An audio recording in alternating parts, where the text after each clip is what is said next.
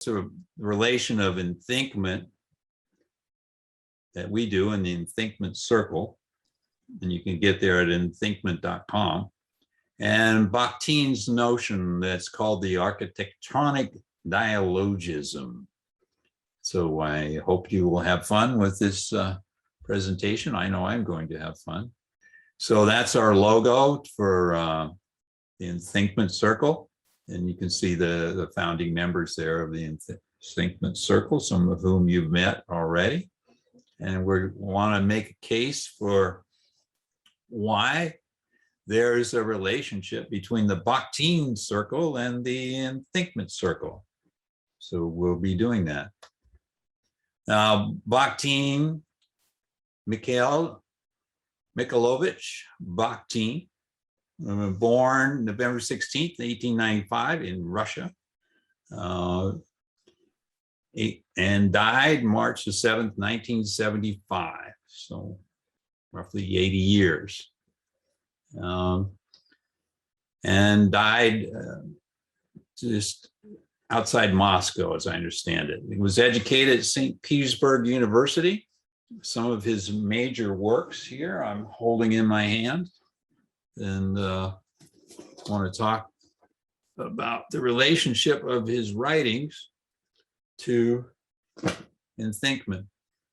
But some of those are toward a philosophy of the act, and that's this one.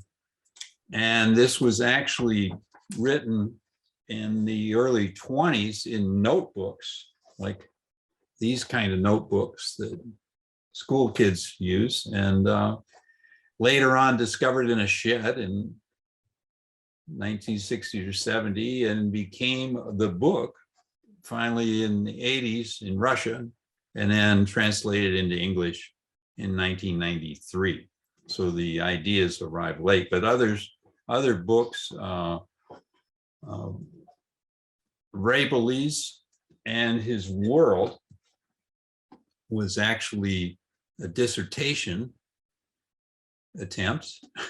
I say attempt because it's an interesting story, because he wrote this, in the 30s, and then there's like World War II happening, and then he goes to defend the dissertation, submits the dissertation in 1940, and the war is still going on, World War II, and they bring him back in 1947. When I say they bring him back to appear at the university and defend the thesis as if this thesis would be problematic, which it was.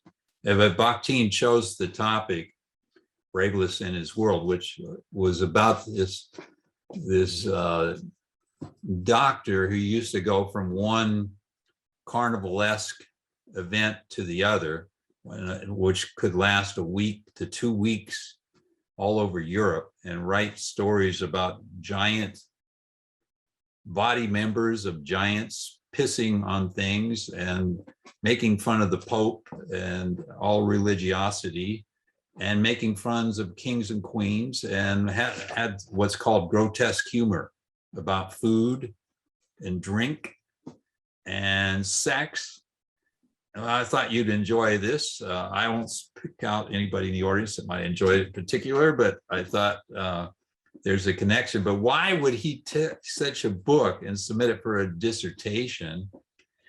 And there's a story and a context behind that, because as by that time in history, the Soviet Union, Stalin was in power from 1929 in Soviet Union, and art would have a Soviet art. You wouldn't be just doing art, you'd be doing a Soviet art. If you were writing history, you wouldn't be just writing history, it'd be like doing dialectical historical materialism or nothing. And so even at 1947, which is the year I was born, Bakhtin going in to defend his dissertation, and by the way, they tabled it, sort of. Well, they actually get, how you defend a dissertation, they say, well, we're not going to give you a PhD, but here, have a master's degree instead. That's what they did to Bakhtin. They gave him the lesser degree in the options available. And so it was a very heated public defense, but he was actually being defiant to artists not having freedom, right? And in that sense, there is that connection of being with Heidegger. We'll just come back to that later. Now, there's other things like speech genres and other essays that has to do with, oh, let me see if I can find that one. It's here somewhere. There it is. And it's more linguistic. So a lot of scholars will interpret Bakhtin as just linguistic discourse, and they'll miss the whole point of most of the rest of his writing, which wasn't really all about that. But he did write about art and answerability. The phone is ringing. It's probably Stalin on the line. But anyway, he's calling me from the grave to complain. But so there were some essays that did come out in some of the what's called the early works of Bakhtin from 1919. An essay of 2 pages that was published. So that was like his early publication. And then Author and Hero in Aesthetic Activity, 1920 to 1923, came out in Russian. That would have come out in Russian. And in 1924, Supplement, The Problem of Content, Material, and Form in the Verbal Arts. So there's what's called early Bakhtin writing, let's say before 1929. But he also had a wonderful book in 1929 in Russian called The Problems of Dostoevsky's Poetics, upon which the very, very popular in management circles polyphonic dialogue, the dialogism of, they say polyphony is analogous to a symphony with many different instruments playing. So when you're sitting around a storytelling group, it'd be each person having their own story, their own persona, and not having a consensus. They stood in their own thing. But there's another connection that's often missed is Dostoevsky was a Christian, but considered a very strange Christian, writing about very strange things. If you ever read Notes from the Underground or things he wrote, different books that Dostoevsky wrote. And so there was a controversy over just what is polyphonic writing in Dostoevsky, and Bakhtin takes it on. So there's not like one polyphonic, there is a whole set of them, and Bakhtin is taking particular positions. So that just gives you a little bit of background of some of the main writing. Now, Polyphonic Dialogism that comes out of the Dostoevsky Poetics is one of 4 kinds of dialogisms. I'm going to be focusing on the bottom one here. So there is a stylistic dialogism and a chronotopic dialogism that people get out of an anthology, a collection of writings from different time periods, Bakhtin. So the dialogic imagination would have the essays on the stylistic and the chronotopic and some other really good things. And stylistic is basically different styles, verbal, nonverbal, formal, informal, put together. And then the chronotopes is things I've published about a few times.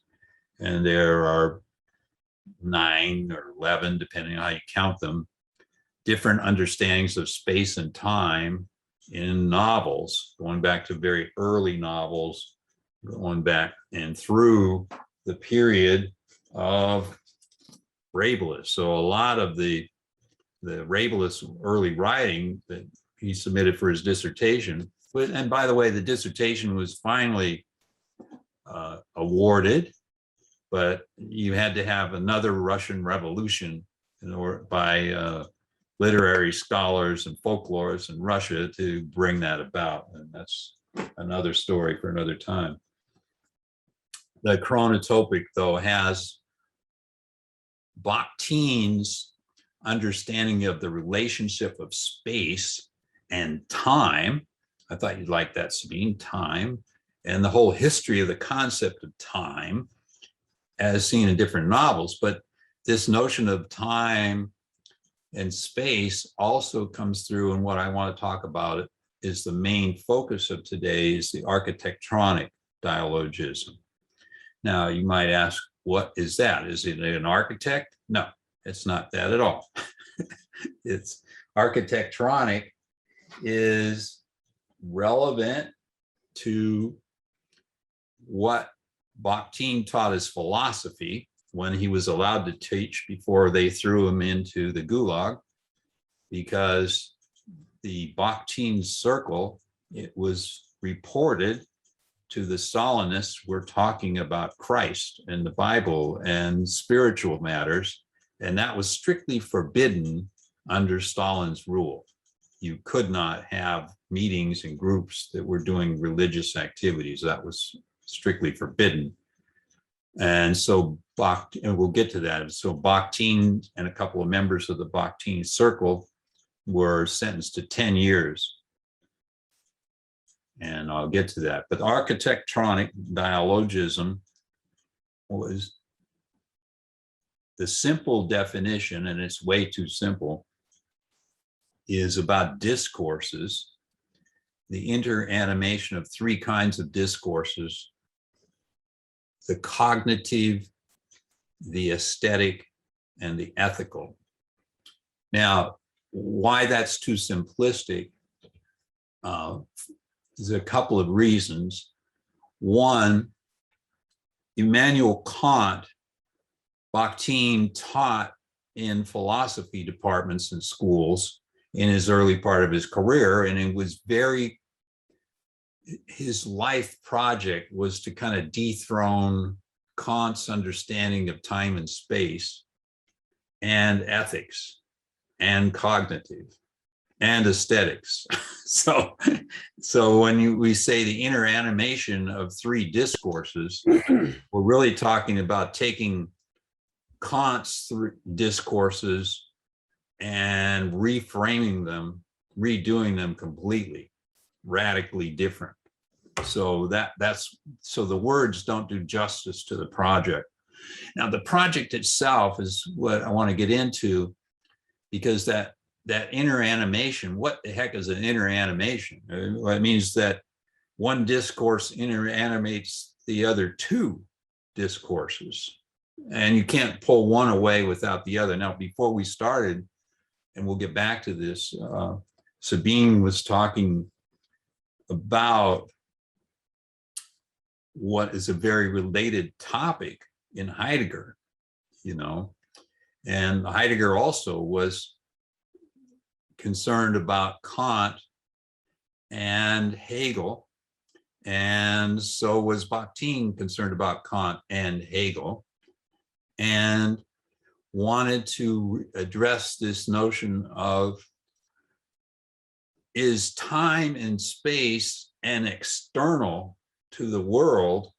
In other words, coming down from God makes the notion of time and space, and then humans get to use it to understand their world and experience their world using external frames of time and space? Or is time and space a mathematical time and space used by the physicist? This is what Heidegger also talks about, that Sabine was talking about before a little bit.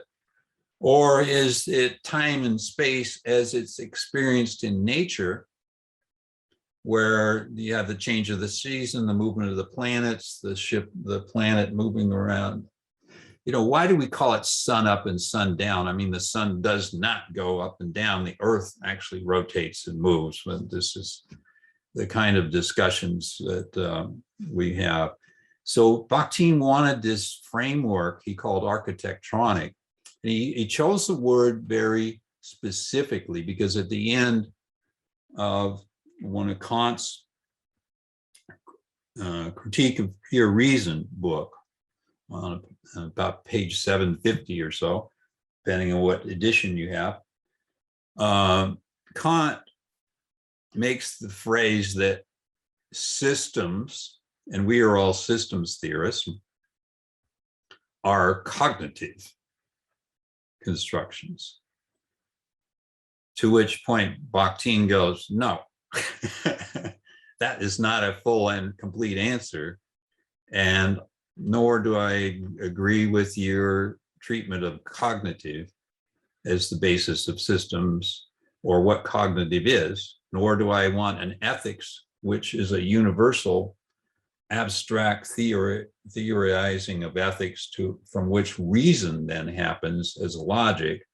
I don't want that to be the only way to understand the world of being.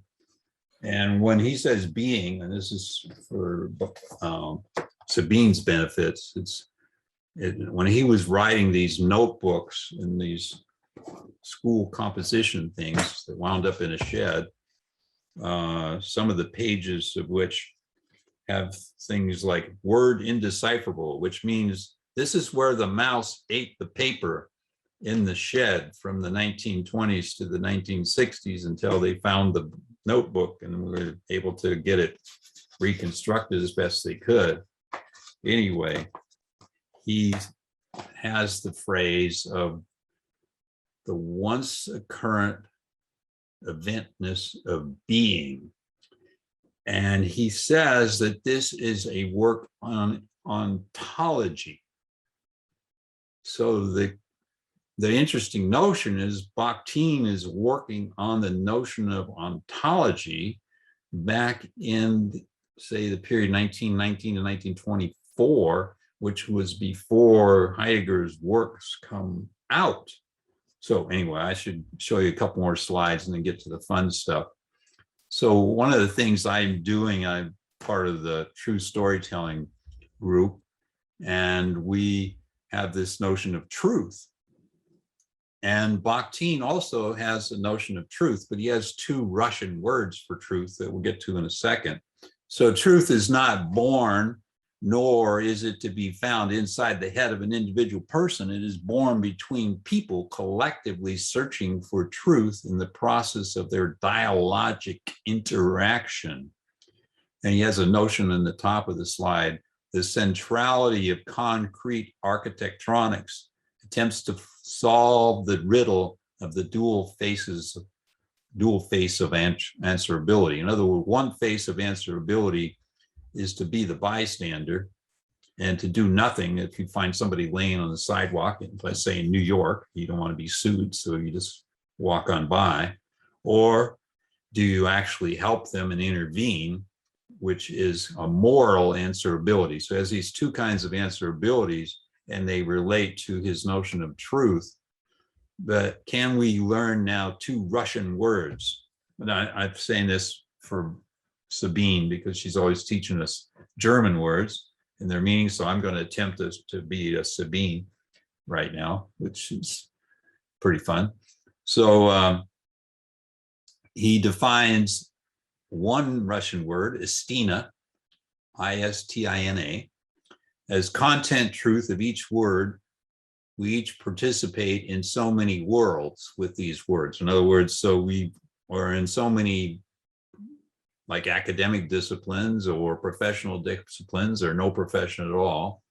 And it relates to an anti-narrative process I call the beneath and how cognitive works.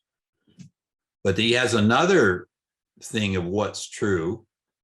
And I use the phrase what's true because that's what's in Heidegger, called pravda. And I'm not pronouncing it as a Russian would pronounce it, so you have to excuse my pronunciation, but it's a synthetic truth of right, just, or true to both fact and sense in their concrete unity. And then it goes on of the once occurrent eventness of being, which is ontological, which puts it, I think, at the very center of much of Heidegger's work. Now, just to connect through Enthinkment Circle, what we've been trying to do in Enthinkment Circle is bring the work of Louis Ralph Pondy, who's the one jumping, waving his hands, wonderful image drawn by Sabine. We call it Enthinkment, E1. We're relating that to enactment, the sense making of the five senses, right? And to books by Carl Weick, social psychology of organizing and the sense making of organization. And if you notice, I put up a couple of books by people like Charles Saunders Peirce and John Dewey, etc., on thinking. And what I want to do is discuss with you, should we add Bakhtin up here to the notion of enthinkment and juxtapose him with the notion of enactment, and then get to all the quantum stuff later on. Bakhtin didn't get to the quantum stuff, but he did get to Einstein. So that's another notion to get at it. Now here I'm going to break out and just talk to you directly about what I see are the sort of 6 or 7 main points of why I think we should induct him into the Enthinkment Hall of Fame, if there is such a thing. Bakhtin talks about the deed performing thinking in Toward a Philosophy of the Act, coming out of these early notebooks from the early 1920s. He says things like, I myself, the one thinking actuals, the actual performed act of thinking. And he uses the word sever, like Heidegger uses the word deseverance in Being in Time. So this word sever is very interesting because it occurs before the writing of Being in Time. But he says, like in the following sentence, does not sever the act of thinking from its ontological roots. That's a direct quote from page 54 of Toward a Philosophy of the Act. So what that means for me is this once occurrent eventness of being in time, in space, in the performance of thinking, not just thinking, but acting, has ontological roots. And in the next phrases around this quotation is seeks to the unvarnished truth beneath the veil of false claims. So it's almost like Heidegger's essay on the essence of truth, of what's true. He distinguishes istina, the theoretical abstract thinking of the bystander, from pravda, the acts of thinking, the once occurrent eventness of being in a capital B in its ontological sense, that has answerable consequences that are ethical. And that's the interanimation of the cognitive thinking with the ethical. And I will argue a little bit later with the aesthetic, but keep that. We'll just keep it on the ethical and the thinking right now. He says there's a historical thinking, and he's going after Henry Bergson. Now, remember, I put up that diagram of Carl Weick's books and books on thinking by Dewey, etc., and Lou Pondy, his notion of thinking. But he disagrees with Henry Bergson, the French philosopher who came up with the durée. Durée is a duration of time. And Henry Bergson was of the opinion or belief, dogmatism, I would say, that you could not have future time. You could only do retrospective, looking backwards at history from the present. And this is where Carl Weick roots his whole social psychology of organizing and the sense-making book in this notion of retrospective sense-making. And that's from the senses. So Bakhtin also does what I call prospective thinking. For example, in Art and Answerability, there's some interesting things about vision thinking about the future yet to be achieved unity. So it's an art and answerability. And now we're into the aesthetic, but it's a vision thinking that's about the future. So he's moved in violation of Bergson's doctrine on time in a total different direction.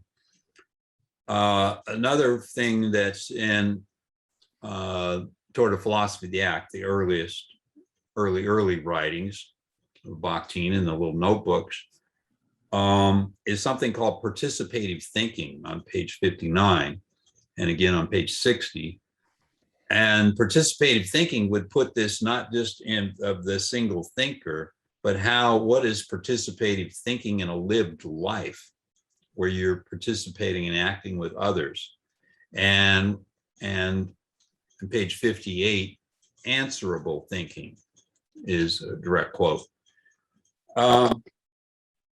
Finally, there's a connection in the work I do on anti-narrative and all over the place here, but in the recent work about the who is asking for these stories, who is doing the storytelling. And Bakhtin's question in the book Art and Answerability, page 210, asks the question, who is the author? And so when I later show you slides about the who, I hope we'll come back to that. Now, Bakhtin's formed the Bakhtin Circle, as I said, and then he formed it with two gentlemen from Russia that have names that I do not pronounce well, and I'm timid to do it, but Lev Vasilievich Pompilaki and Ivan Ivanovich Sololinsky. And later on, he brought in other people into the Enthinkment Circle, the way Jack Appleton has come into our, he brought him into the Bakhtin Circle, mistake, but the way Jack Appleton is coming to ours, other members joined in after. So let's move on.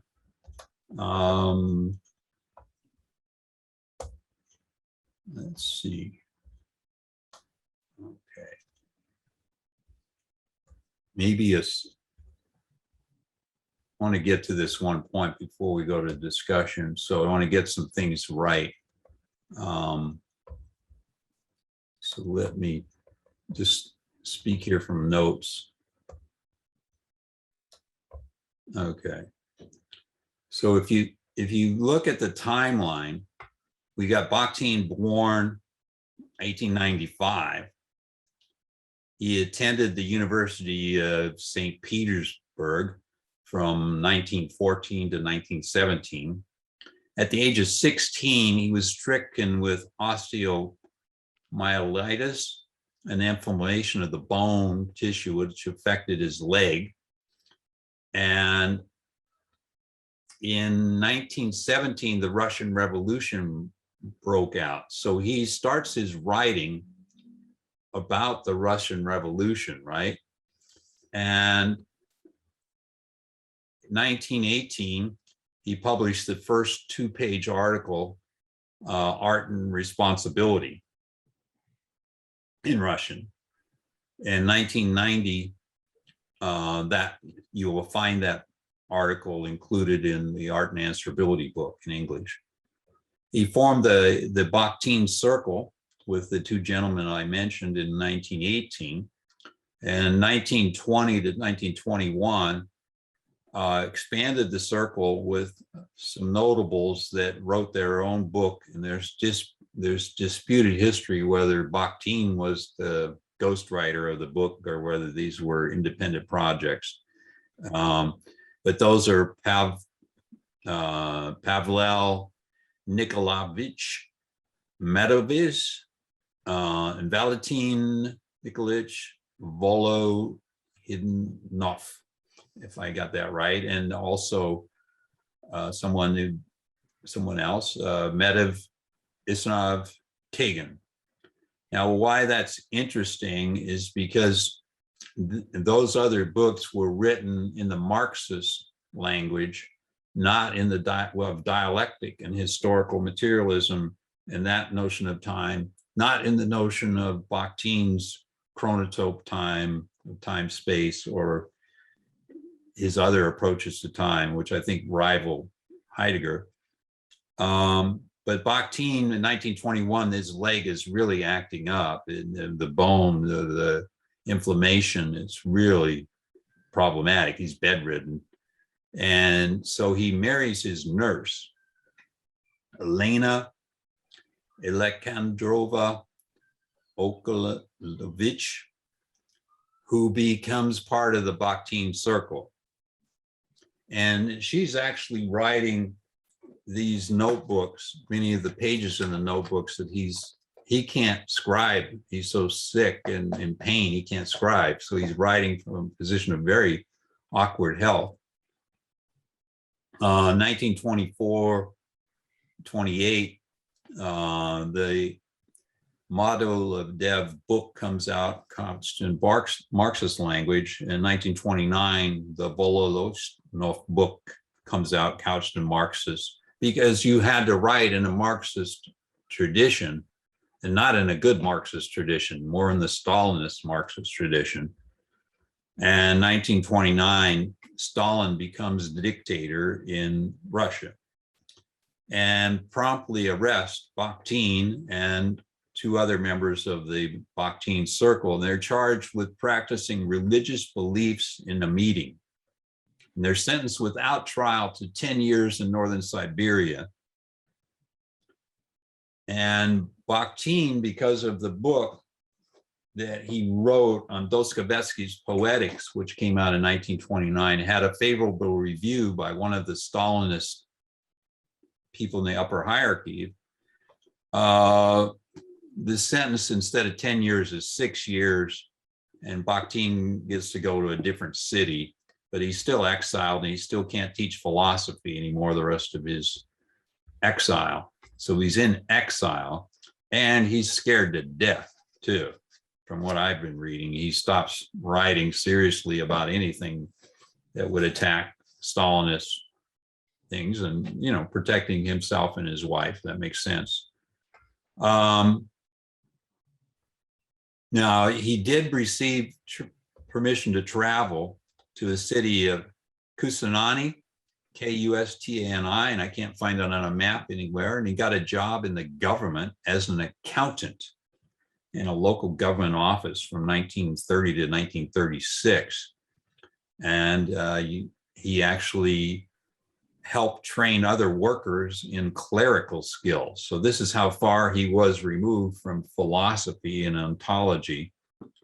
1936 to 1937, Bakhtin returned to Russia, settled in Saranac, and took a teaching position in Mandrovia Pedagogical Institute. In 1937, he moved to the town of Savelovo, Savelovo, Savelovo, 100 miles outside of Moscow. And it was only then, in 1937, so he's been in exile quite a while, that he could go to any academic and intellectual gatherings, you know, if he commuted over there. And he's working on a book that never got published, the novel of education and its significance in the history of realism. But the publishing house was blown up in World War bombings. So, and Bakhtin had smoked his notebooks with tobacco using the parts of the notebook paper. He smoked away his own manuscript, which is an interesting story. 1938, Bakhtin's leg is amputated, and he kept working 1937 and 1938 on the chronotope essays that appear in some of the anthologies. He finished his dissertation in 1940 and on Francois Rabelais. And I hope you can see from this history, I know it's kind of detailed, but why positioning Rabelais and his world as a dissertation was an act of rebellion against the whole Russian folkloric, because a lot of people say that Bakhtin is a Russian formalist. I say, I think he was writing against the Soviet appropriation of Russian formalism, and that he was really more of an ontologist philosopher.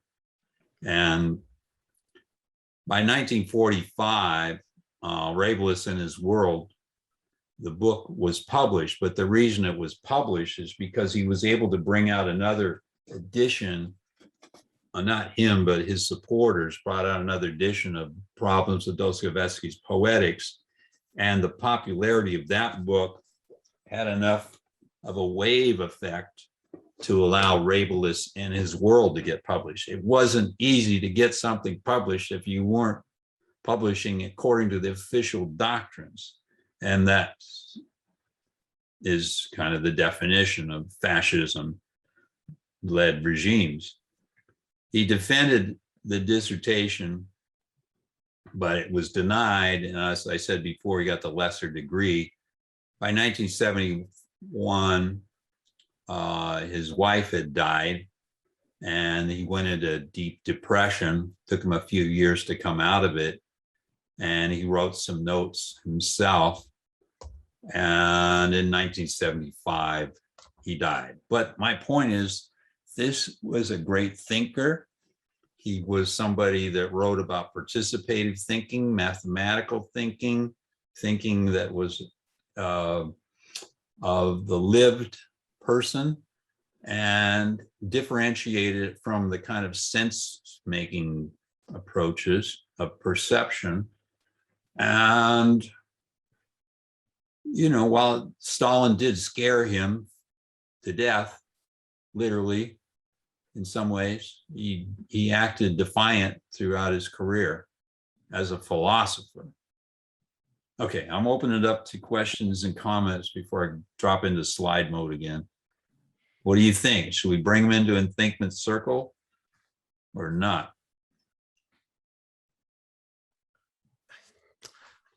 Some of his work applies, I think, directly, especially on his work on time and his work on agency, and where he discusses how different points of view are shared and developed. You bring up an interesting point. Which is, I can't remember the name that you mentioned, but my understanding is that he purposely chose a different name to write under the Marxist writing for two reasons. One is because he wanted to disassociate that writing from what he considered his true writing. And second, he wanted the powers to be to think that he wasn't writing. Yeah, that's one theory. So that he would like stay alive, yeah, like not go back to Siberia. Yeah. Not someone wouldn't visit him at night and blow his brains out.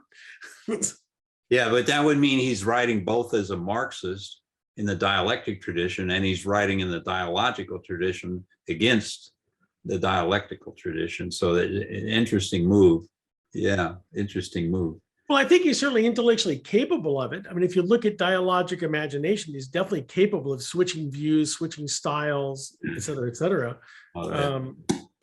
Go to. My biggest problem with dialogic imagination is I read it twice looking for a quotable quote. So I could put it into some papers, and there is no like 2-sentence quotable quote anyway. Well, I beg to differ, you know, out of respect.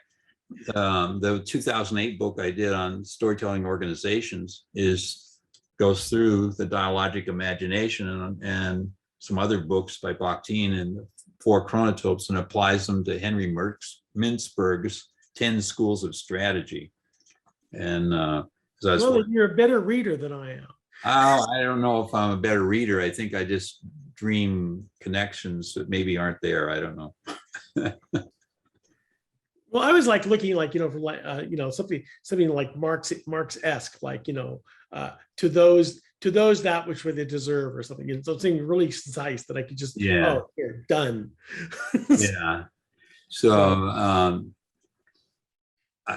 yeah. So what do the rest of you think about Bakhtin and Enthinkment and thinking? This idea of a participative thinking, it really intrigues me because it's another way of looking at Pondi's work on beyond open systems and levels of beyond the open system, where it's about people thinking together, as the way I read it, putting their minds together. Bringing mind back in was an essay I wrote with Lou Pondy and brought into it. So I don't know, what do you think? I'm fascinated by this idea of Istina and Pravda. Yeah. Pravda is the everyday truth, right? And the Istina is the holy truth that comes like from God, right? Yeah, or it's kind of like what I call the beneath heart, where you have these differences of opinion and things like that. But in the middle of my work in the model is this notion of the being. And this notion of once a current eventness of being has always been my definitions ever since I read it of what being is. And I connect that notion of being with Heidegger. I always bounce the two off each other in my head and writing. And so I do see that Istina as kind of taking a viewpoint, taking an opinion, taking a stance on something, whereas Pravda is I'm living the thinking, I'm an active thinker because I'm thinking in with material and with, the staging, or I'm working on, I'm in the eventness of being, and it's once occurrent, and I have the ability to do something. I could do something. Am I doing something? So it's got this, what he calls compellent. I'm compelled ethically to act because I can do that kind of thinking. And I'm doing that kind of thinking. If I was at an event of a tragedy and I was thoughtless, I couldn't, act, I could only react, but I couldn't do anything intelligently about it. Anyway, I get the differentiations, I think take some study, but there are there. I don't think there's a duality. When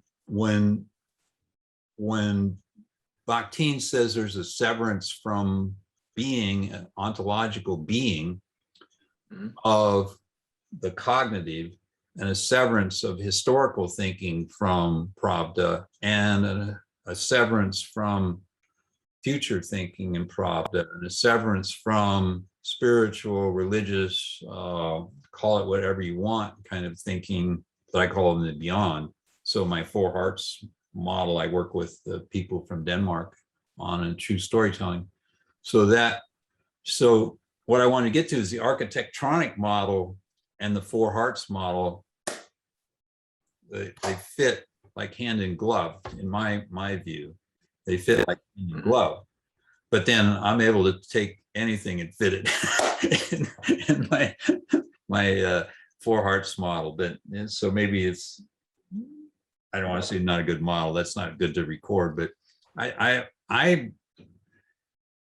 what I wanted to do today was interpret Bakhtin with anti-narrative processes, but not use Heidegger. Now, I've spent a lot of time connecting to Heidegger because I'm in the Enthinkment Circle because of my own scholarship, but I think it's possible to derive each of the 7 processes of anti-narrative. Anti-narrative is, anti is before or bet.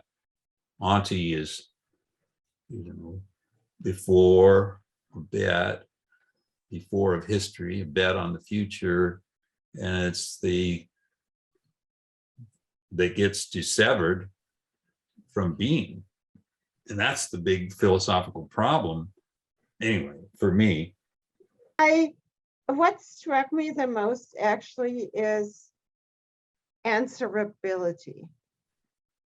Yeah. Because I do think that I think that has, honestly, I think that has become a bit of a problem in that perhaps we don't think about, speaking about thinking, that we don't think about that much about answerability anymore. And I also feel that answerability is, it's so easy to, in a way, pass it off, right? It's like, well, not me, let somebody else be answerable, right? It's like this, I think on the one hand, participatory thinking, I think it can be good, but I think it can also be very destructive in the sense that at some point, nobody feels responsible for anything anymore. Well, not me. Well, let somebody else do it. And I think that that's why I think the answerability has struck me so much, because I think it ties, we are all answerable on the one hand to ourselves, but I think we're answerable to a larger society. And I think that's the part that is forgotten quite a bit. I think it was central in Bakhtin, and he uses words like centrality in being in the architectronic thing. There's a couple of connections to make. So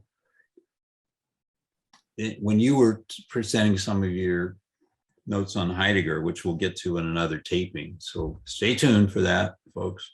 But the notion that Bakhtin has, he calls it volitional.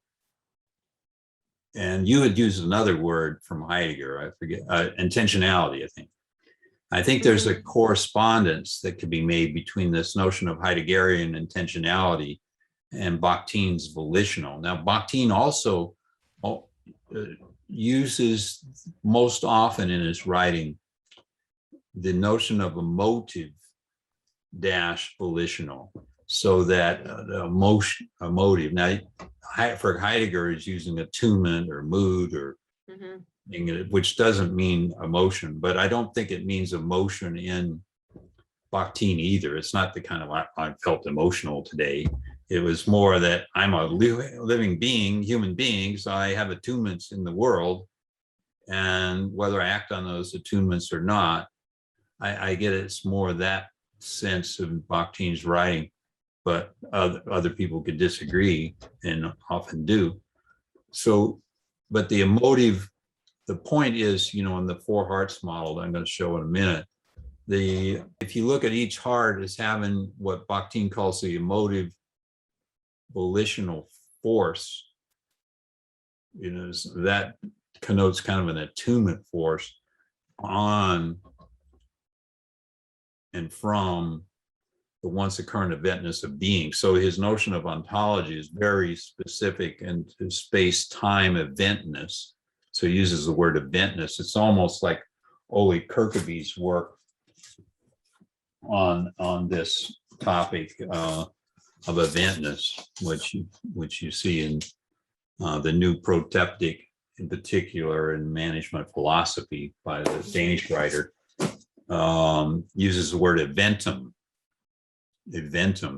and eventness is something that Bakhtin writes about. So there's some notions there of the forces, emotive volitional forces, and I've written about this before, and if Ronnie and Jillian were here, they'd talk about it because they heard me talk about it in PhD seminars a decade ago. So anyway, I don't know, does that make sense, Sabine, that there might be a connection? Actually, it does. It does.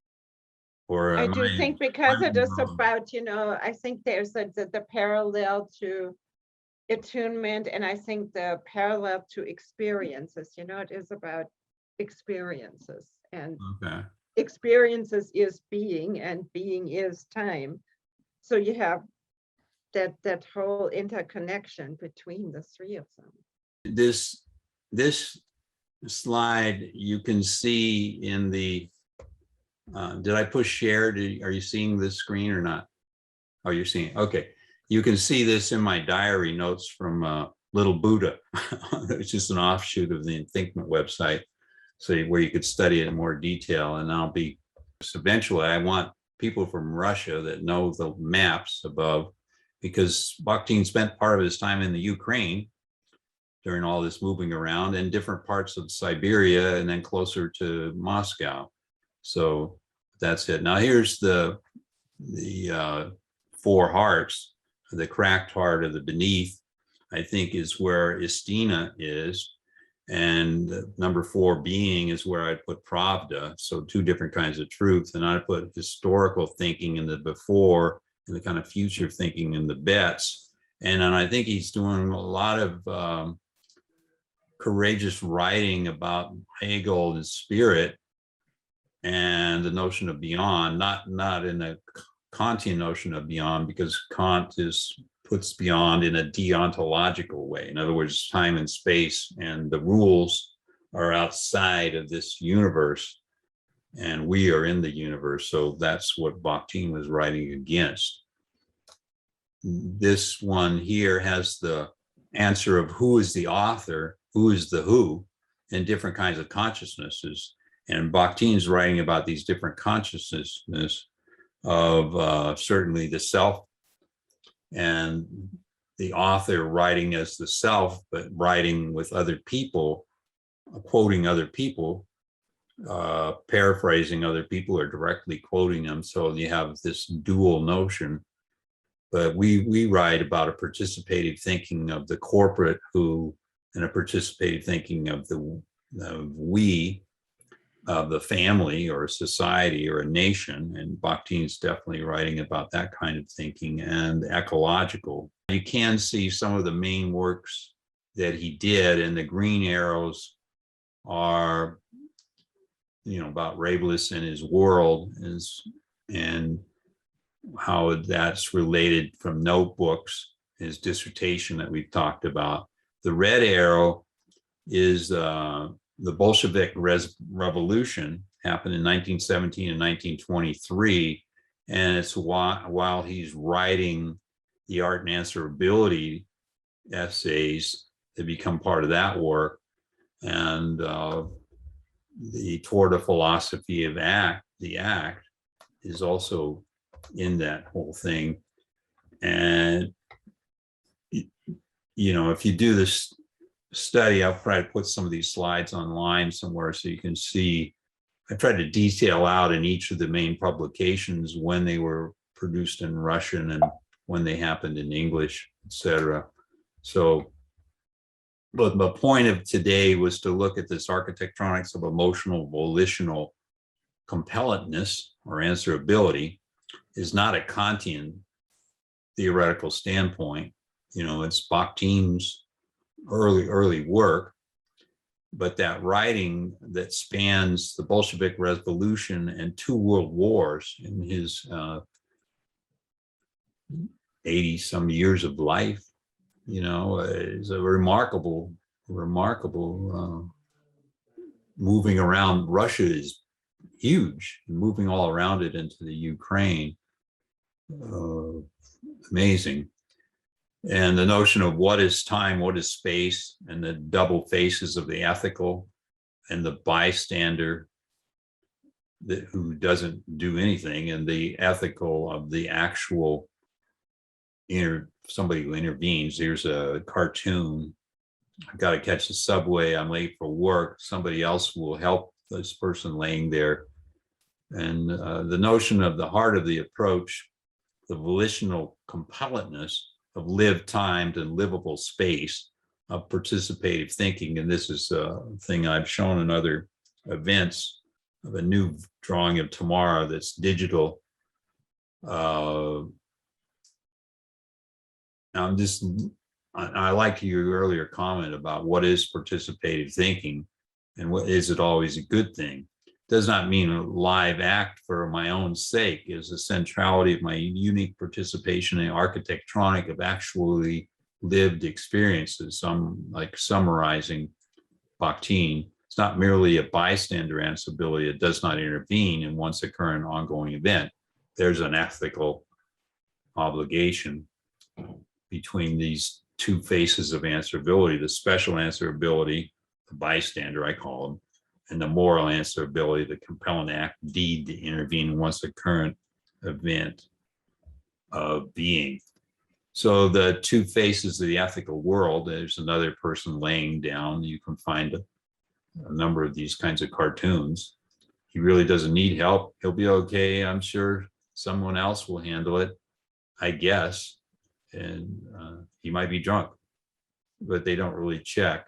So these were some of the legacy notions of Bakhtin and summary points of why I think he might belong in the Enthinkment.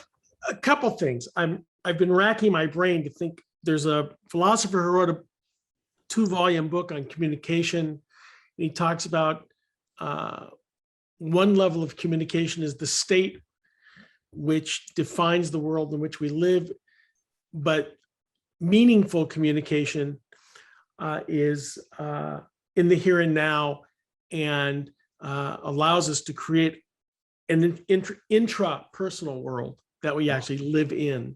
Cool. I can't remember his name. Okay, send it when you find it. Yeah.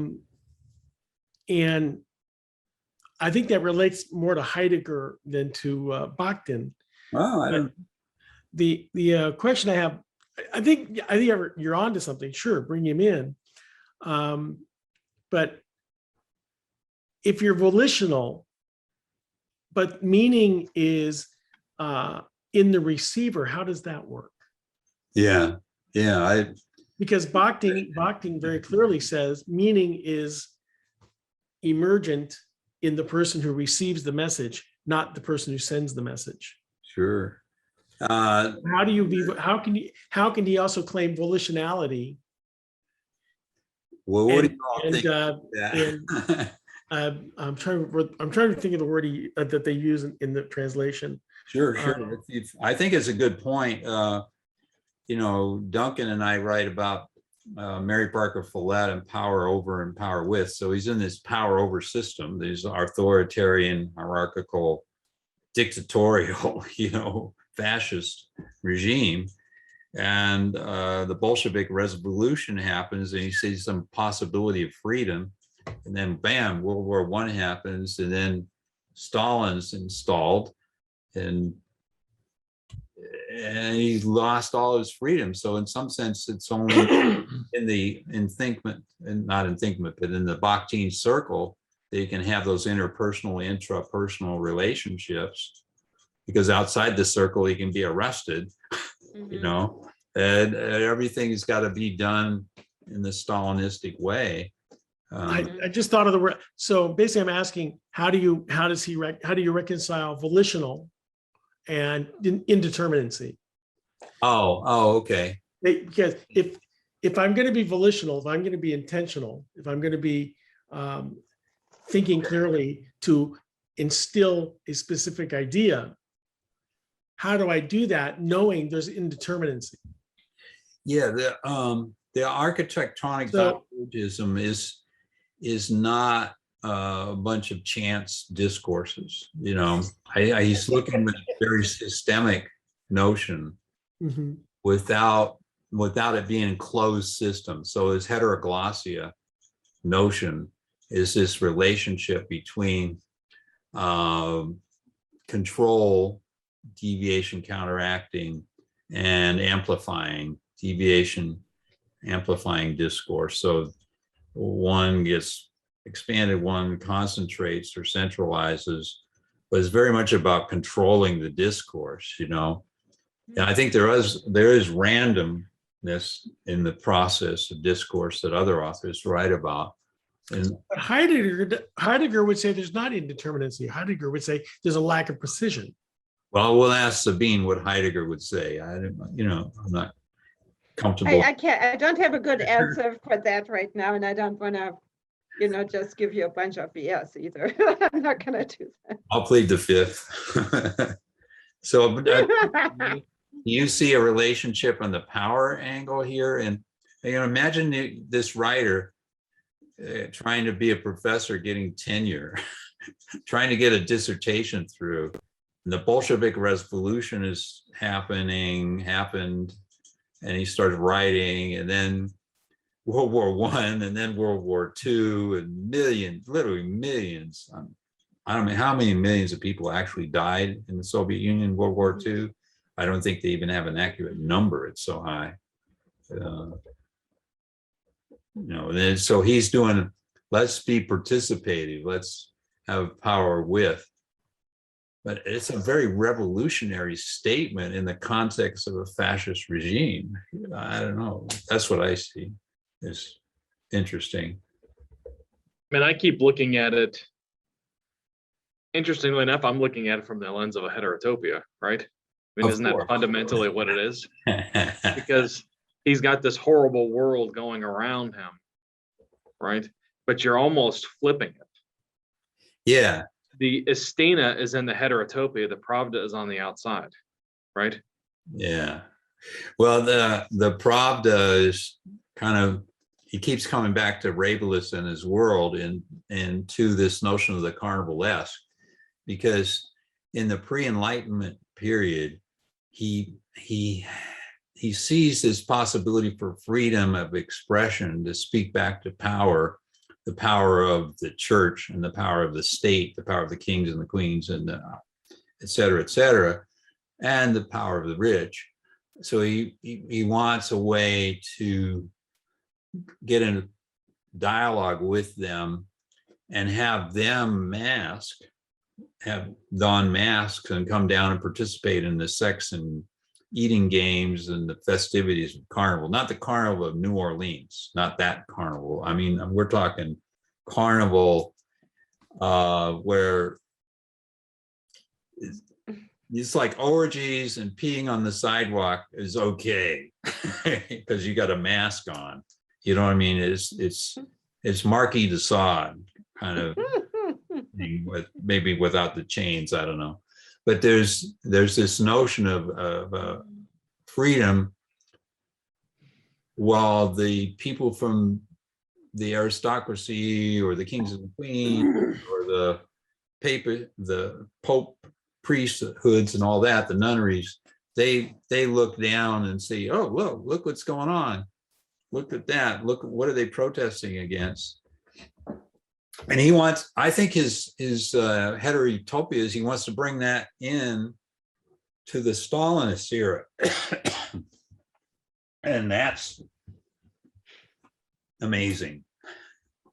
Mhm, It's an interesting contrast. Like if you look at Voltaire, for example, mhm. where doesn't he say in Candide, the king says, think whatever you like, but obey. Whereas they're not even allowing you to think whatever you want. But they still do because it's a heterotopia, even if they get in trouble for it.